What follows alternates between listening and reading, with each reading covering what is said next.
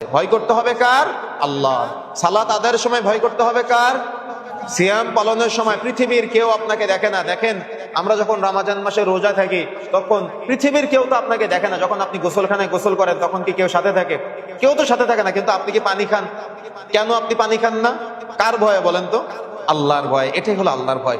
যদি আপনি পুকুরে গোসল করেন, সাপোজ রমজান মাসে আপনি পুকুরে গোসল করতেছেন, কিন্তু আপনার খুব মন চাচ্ছে যে আমি এক ঢোক পানি খাই, আমার গলা শুকিয়ে যাচ্ছে, কিন্তু প্রচন্ড বিশাল বড় পুকুর বা নদীতে গোসল করতেছেন, তখন কি আপনি এক ঢোক পানি খাবেন? কেন খাবেন না আপনি বলেন তো? কার ভয়ে? আল্লাহর ভয়ে আপনি খাওয়া থেকে বিরত থাকবেন, যে পানি খেলে আমার সিয়ামটা কি হয়ে যাবে? ভেঙে যাবে। তাহলে আমরা এই যে আল্লাহর ভয়টা আমরা বুঝতে পারলাম, এই আল্লাহর ভয়টা সব সময়ের জন্য আমাদের ব্রেনে রাখতে হবে। আমাদের পড়ালেখা, আমাদের উঠা বসা, আমাদের আসবাবপত্র, আমাদের বাড়ি গাড়ি, আমাদের চলাফেরা, আমাদের পরিবার পরিজন নিয়ন্ত্রণ করা, আমাদের আয় উপার্জন করা, সবকিছুর ক্ষেত্রে যদি আমরা আল্লাহর ভয়টা নিয়ে আসতে পারি, তাহলে পৃথিবীতে কোনো অরাজকতা থাকবে না। পৃথিবীতে কোনো কি থাকবে না? অরাজকতা থাকবে না, পাপাচার থাকবে না। দেখেন,